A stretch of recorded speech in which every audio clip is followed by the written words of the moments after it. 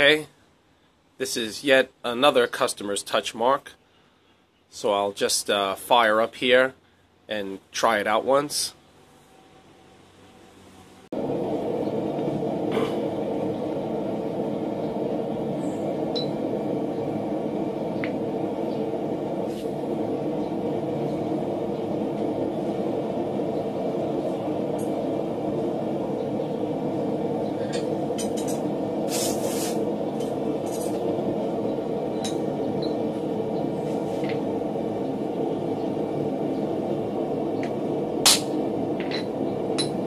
Very nice.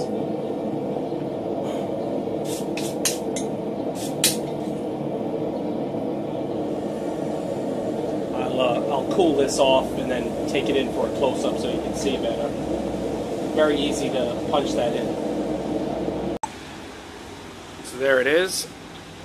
It's a very simple and clean lines, which I like, and that makes it really easy to punch into the hot steel. Yeah, came out great.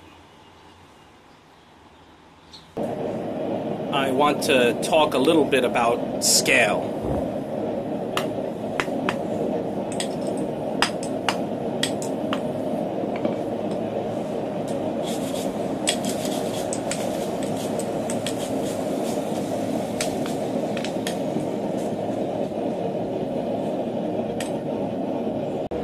Anyone who's done any blacksmithing knows what scale is and how it forms on metal when heat and oxygen come in contact with the metal, with your steel, and it forms a skin which will peel away, and that scale is actually very hard. And I can remember when I was first learning blacksmithing, when I was an apprentice, we were always taught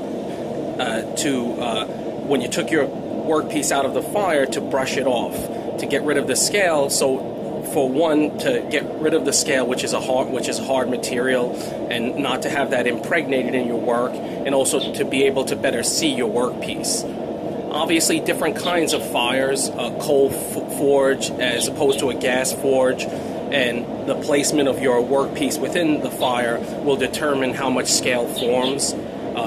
How much oxygen is being consumed by the fire, and will definitely determine how much scale will come off of your workpiece. But it's definitely something that in most cases you want to avoid.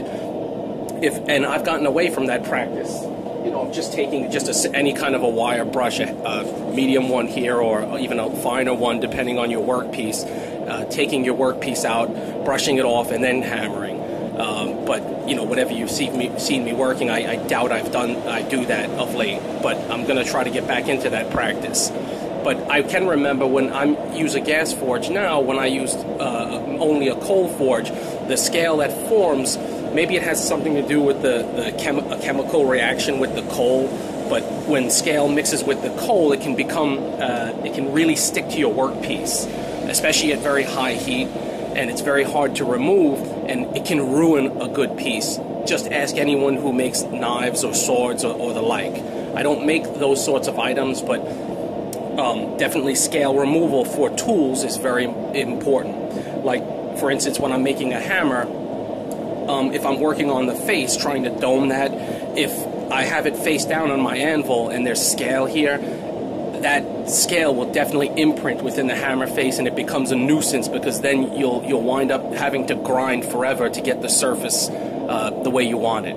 So, I don't know if anyone's ever seen, but if you've watched any Japanese smiths or even Western smiths, sometimes they'll place water on top of their anvil face, and then when they bring their workpiece onto that, what it does is, especially if it's a flat piece, it'll trap the water vapor underneath the piece and create a steam explosion, and that's supposed to blast away the scale. But I'm a little skeptical. I mean, I've done that before, but I've never done it as a normal practice, and I feel skeptical that would be more effective than wire brushing. However, I have seen some very advanced Japanese blade swordsmiths use that technique, especially when they're getting down to the final parts of creating their blade, and they don't want any scale to ruin their workpiece or the finer finish that they're putting on during the finishing hammering phases. So yeah, just for fun right now, I've got a piece of flat heating up in my forge, and let's create a little steam explosion, and then let's see what happens if scale comes flying off or not. So basically, just wet down your anvil face like such. Get your hammer ready. Let's see what happens. It'll make a loud sound like a 22 going off probably, so neighbors won't like it, but oh well.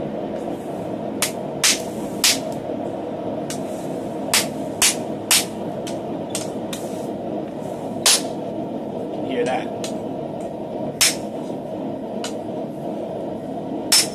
Yeah, so I don't know if that was actually audible, but I definitely had one or two good pops, and it actually did seem to remove the scale pretty well.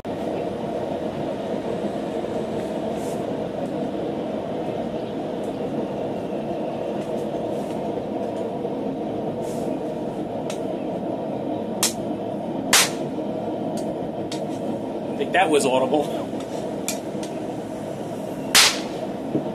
So there you have it. You can hear that. Sounds just like a gun going off.